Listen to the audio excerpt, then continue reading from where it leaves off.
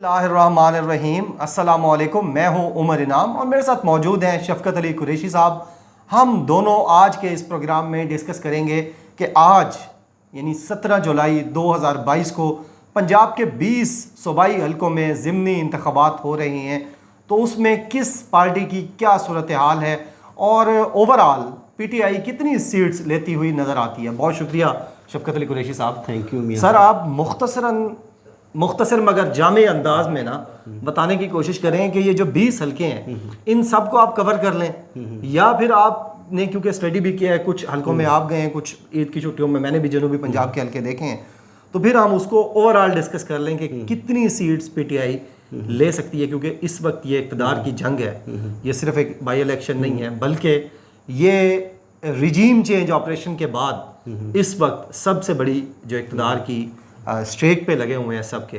तो क्या कहेंगे इस पे? बहुत शुक्रिया मियाँ साहब। सबसे पहले तो जो लोग ये समझ रहे हैं कि मैं थोड़ा सा इख्तलाफ राय करूँगा कि इक़्तिदार की जंग नहीं है। ठीक है। लोग समझ रहे हैं तख्ते पंजाब की ये जंग है। हाँ। मेरी नज़र में इमरान खान के पास खोने के लिए कुछ भी नहीं है। ठीक है। और वो अवाम के जहनों के अंदर ये नरेटिव बना चुके हैं।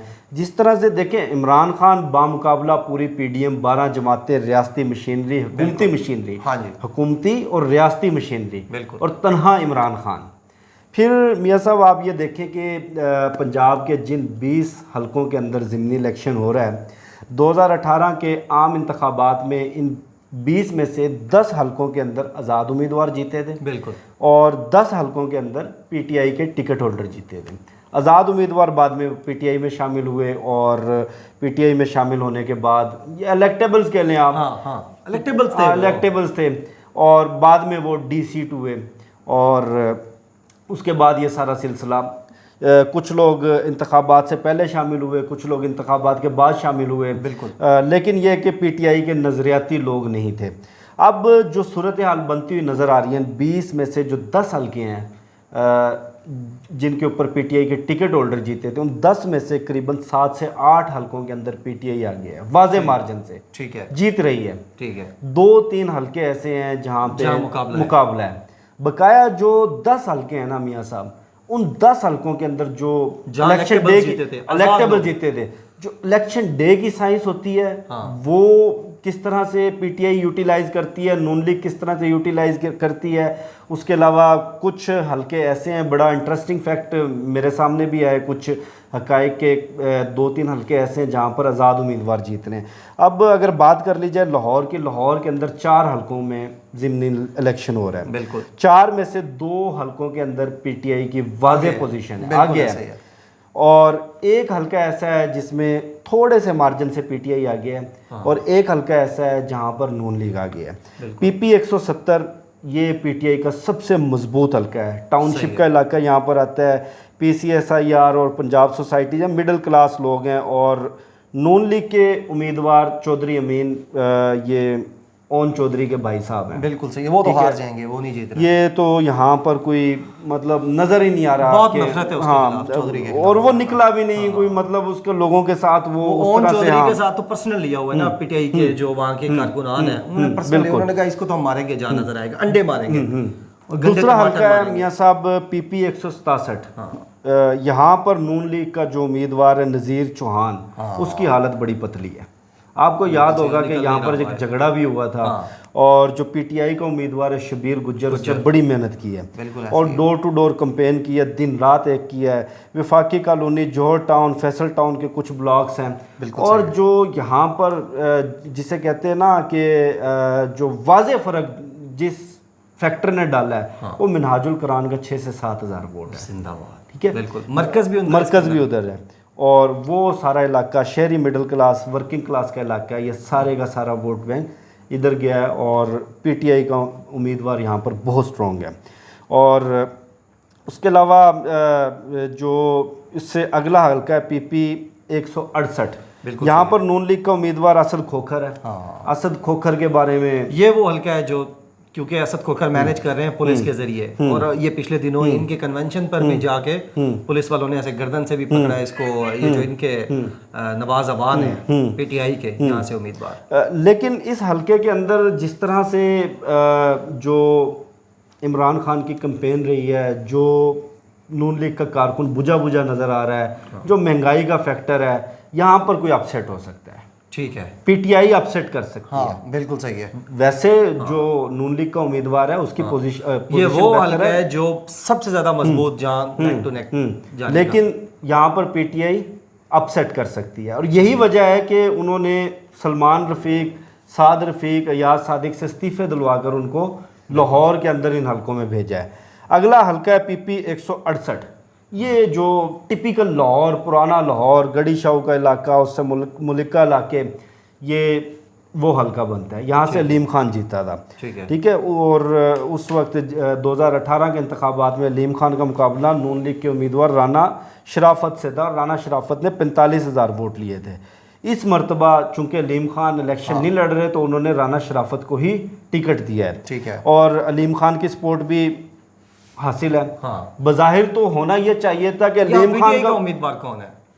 पीटीआई का उम्मीदवार यहाँ पर मियाँ अकरम उस्मान है। ठीक है। और इनके वालिद जमात इस्लामी के एमएनए रहे हैं। सही। अब होना तो ये चाहिए था अलीम खान का वोट प्लस नून लीग का अपना वोट, यहाँ तो वाज़े मार्जिन से जीतना चाहिए था। लेकिन ये वो हल्का है जहाँ पर एडी चोटी का जोर लगाना पड़ रहा है।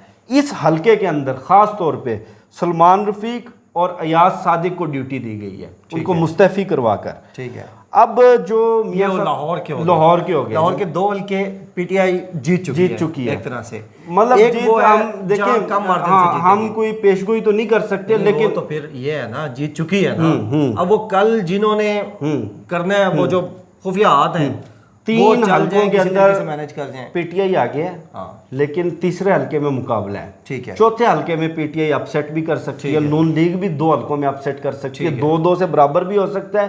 वरना सूरत हाल ये लग रही है कि लाहौर से पीटीआई 3 आसानी से जीत जाएगी। अगर बड़ा अपसेट हुआ तो चारों पीटीआई। ठीक है। अब आ जाए झंग, लोधरा, मुजफ्फरगढ़। ठीक है। ये वो हल्के हैं जहां पर इनका मुख्तसर जामिया एक ही वो ये 3 जो इजला हैं, यहाँ पर 2-2 नशिस्तों के ऊपर इलेक्शन हो रहा है। जंग के अंदर पीपी 125, पीपी 127। पीपी 125 में नून लीग के उम्मीदवार फैसल याद जवाना, इनका मुकाबला आजम चीला कर रहे हैं। लेकिन आजम चीला की पोजीशन बेहतर है। बिल्कुल सही। लेकिन यहाँ पर एक फैक्टर आ रहा है। यहाँ पर एक आज़ाद उम्मीदवार है इफ्तिखार बलोच।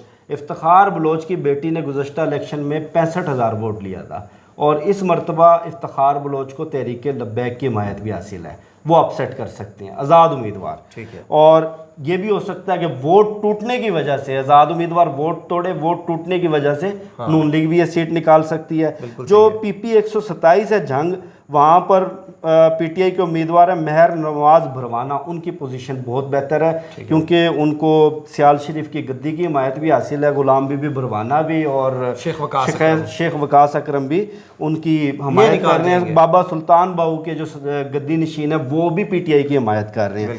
लोधरा के अंदर दिलचस्प सूरत हाल है। लोधरा के अंदर जो मुकाबला है वो पीटीआई वर्सेस नून लीग नहीं है। ठीक है। नून लीग वर्सेस नून लीग है, जो बिल्कुल ऐसे वो खान बलोच और वो कांजू ग्रुप वो नून लीग के टिकट होल्डर की मुखालफत कर रहे हैं। बिल्कुल सही है। किसको? जंगीर तरीन को डज लगाने के लिए। लेकिन जो लोधरा का दूसरा हल्का है वहां पर आज़ाद उम्मीदवार आगे है। अब जो तीसरा हल्का है मुजफ्फरगढ़ के 2 हल्के हैं, अलीपुर और जुतई। अलीपुर और जतोई अलग अलग 2 हल्के। पीपी 272 से नून लीग के उम्मीदवार जोहरा बासित सुल्तान है, बासित सुल्तान बुखारी की वाइफ जो हैं, और आपका तो ताल्लुक भी है इस जी बुखारी फैमिली से। इनका मुकाबला पीटीआई के मौज़म जतोई से है। और जबकि बासित सुल्तान का जो भाई है रून सुल्तान, वो भी अपनी भाभी के खिलाफ आज़ाद उम्मीदवार खड़ा है। यहाँ पर वोट तकसीम होने से पीटीआई अपसेट कर सकती है, लेकिन बज़ाहिर जो बासित सुल्तान बुखारी है उसकी वाइफ और उनकी पोजीशन बेहतर नज़र आ रही है। ठीक है। जो दूसरा हल्का है वहाँ पे मौज़म जतोई साहब हैं, लेकिन जतोई ग्रुप जो है निस्बतन कमज़ोर है पिछले कुछ अरसे में। 7 वाला हल्का पीपी 273 अलीपुर के अंदर मुकाबला है। सप्तेन बुखारी नून लीग का उम्मीदवार है, इनका मुकाबला यासिर खान जतोई से है। यहाँ पे जो लोकल ग्रुपिंग है मियाँ साहब, लोकल ग्रुपिंग का पीटीआई को फ़ायदा हुआ है, पीटीआई यहाँ पर आ गया है। अब आ जाते हैं पिंडी, शेखुपुरा, फैसलाबाद, साहिवाल। जो कोहटा की सीट है, कोहटा की सीट आपको मालूम होगा कि जो नून लीग के उम्मीदवार है मरियम के जलसे में, उसको स्टेज पर ही नहीं चढ़ने दिया। बिल्कुल ऐसे ही है। और वो नाराज होकर छत पे जा बैठा और मरियम उसको वाजे देती रही, कहता मैं वो बड़ी दिलचस्प वीडियो वो है। दिलचस्प वीडियो सोशल मीडिया के ऊपर वायरल है। राजा जफरुल हक वो नाराज है कि मेरे बेटे को टिकट क्यों नहीं दिया, पीएमएलएन से कोटा के अंदर, बड़ा पिलर है। ठीक है, तो यहाँ पर पीटीआई आ गया है। उसके बाद पीटीआई के जो उम्मीदवार हैं कर्नल शबीर अवान, उन्होंने बड़ा काम किया है, पोजीशन भी उनकी बेहतर है। पोजीशन भी शेखुपुरा के हल्के पीपी 140 में नून लीग को बर्तरी हासिल है। तहरीक इंसाफ का उम्मीदवार भी अच्छा है, लेकिन ये मियाँ साहब वो रिपोर्ट है जो हमने लोकल रिपोर्टर से, जो पुराने जो भाग किस्म के बाबे होते हैं उनसे, धड़ेबाजी, बिरादरी, तमाम फैक्टर्स को सामने रखते हुए हमने बनाई है। फैसलाबाद पीपी 97 के अंदर जो तहरीक इंसाफ का उम्मीदवार है अली अफजल साई, उसकी पोजीशन बहुत स्ट्रॉन्ग है। आप इससे अंदाज़ा करें कि मरियम नवाज ने फैसलाबाद में जलसा करना ही गवारा नहीं किया और बल्कि डांट डपट भी की अपने उम्मीदवार की, और वो मुकामी क़यादत नाराज थी। यहाँ पे फैसलाबाद वाला जुमरा वाला भी जो है ना, ये साहिवाल के इलाके के अंदर नुमान लंगड़ियाल है, नून लीग से नुमान लंगड़ियाल, उसकी पोजीशन अच्छी है। और गुज़श्ता इलेक्शन में भी साहिवाल डिवीजन में रखा है, क्लीन स्वीप किया था नून लीग ने। और अब आ जाते हैं खुशाब बकर लिया बहावलनगर। बहावलनगर के अंदर कालू के वट्टू सब कास्ट है, वो मुसलसल 3 दफ़ा जीते हैं, और जो नून लीग का उम्मीदवार है उसका भतीजा एमएनए भी है। वहाँ पर तो वन साइडेड मुकाबला है, पीटीआई का मुकाबला ही नहीं है। इमरान खान साहब ने वहाँ पे जलसा भी नहीं किया। बक्कर के अंदर मियाँ साहब नेक टू नेक, हमारे दोस्त सिद्दीक जान साहब का घर है और वो खुद भी गए हैं, बाकी दोस्त भी नेक टू नेक मुकाबला, neck to neck, Saeed Akbar Numani और इरफानुल्लाह नियाजी, बिल्कुल ऐसे ही। और इधर से जो मुल्तान वाला है वो भी बड़ा टफ है। मुल्तान के अंदर बड़े स्टेक्स लगे हुए हैं, लेकिन सुलेमान नईम आगे जा रहा है। सुलेमान नईम पीटीआई के उम्मीदवार के मुकाबले में उसको एडवांटेज है, उसकी पोजीशन बेहतर है। 3 फैक्टर्स हैं, एक यूसुफ रजा गिलानी वहाँ पर उसकी हिमायत कर रहा है, नून लीग का पूरा वोट उसको उसके पलड़े में जाएगा, फिर उसका अपना जहांगीर तरीन फैक्टर, फिर पैसा लगा है वहाँ पर। इलेक्शन कमीशन ने नोटिस भी दिया है ना। मुझे एक बंदा बता रहा था कि इस दफ़ा काफ़ी लोग उस हल्के से हज पे भी भेजे गए हैं। अच्छा मियाँ साहब, जो एक और आज़ाद हल्का, आज़ाद से मुराद जहाँ पे आज़ाद उम्मीदवार आ गया वो खुशाब का हल्का है। खुशाब के हल्के के अंदर आज़ाद उम्मीदवार आसिफ भा पहले नंबर पर जा रहे हैं, पीटीआई तीसरे नंबर पर है, और हमारी इतलात के मुताबिक खुशाब से आसिफ भा निकाल जाएंगे। ठीक है। लिया चौक आज़म यहाँ पर जो सरदार कैसर बगसी हैं उनकी पोजीशन बेहतर है पीटीआई की। पीटीआई आगे जा रही है और नून लीग इतना कोई ख़ास नहीं है। ये ज़बरदस्त ओवरऑल मुल्तान, डीजी खान के अंदर भी, मुल्तान की हम बात कर चुके हैं, डीजी खान के अंदर भी ज़बरदस्त मुकाबला देखने में आएगा, नेक टू नेक मुकाबला होगा, लेकिन बज़ाहिर पीटीआई आगे जा रही है। अब जो पूरी सूरत हाल बनती हुई मियाँ साहब नज़र आ रही है ना, सूरत हाल ये है कि पीटीआई 7 नशिस्तों पर आगे जा रही है 20 में से। ठीक है। 2 से 3 नशिस्तों पर आज़ाद उम्मीदवार जीतते हुए नज़र आ रहे हैं। ठीक है। और 5 से 6 नशिस्तों के ऊपर नून लीग आगे जा रही है। 5 से 6 नशिस्तें ऐसी हैं जिनके ऊपर नेक टू नेक मुकाबला होगा।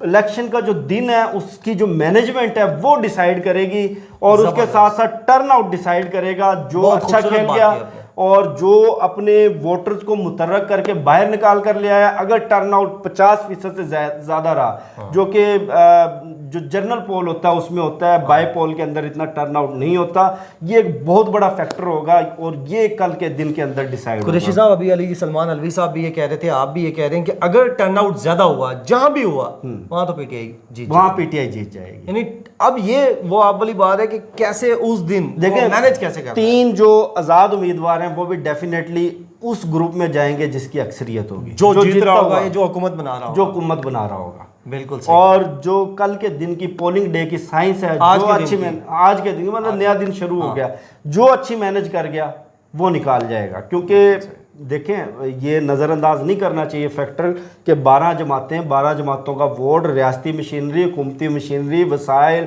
ड्रामेबाजी, बड़े बड़े ऐलानात, वज़रा को मुस्तफ़ी करवाकर पिस्तौल, mister X, mister Y, mister Z. लेकिन इस सब के बावजूद तहरीक इंसाफ ने मुकाबले की फ़िज़ा बना दी है, और मैं फिर दोबारा कहूँगा इमरान खान के पास खोने को कुछ भी नहीं है। अगर वो 20 की 20 नशस्तें भी हार जाते हैं तो नरेटिव बना चुके हैं कि जरलू फेरा गया, हमारे साथ धांधली की गई, और ये सारी चीज़ें आपको पता ही है, मिस्टर एक्स मिस्टर वाई और ये सारी चीज़ें। अगर वो जीत जाते हैं तो मेरा ख्याल है कि बहुत बड़ा डेंट पड़ेगा, एक तारीख रकम होगी, एक पंजाब की हुकूमत तो जाएगी जो जाएगी, वफाकी हुकूमत भी ठहरती हुई नज़र नहीं आ रही। बिल्कुल सही है, बहुत शुक्रिया शफ़क़त अली कुरैशी साहब, आपने इंतहाई तफसील के साथ जो नोट्स आपने बनाए हुए हैं उसमें से 1 बाय 1 आपने तमाम हल्कों का बताया।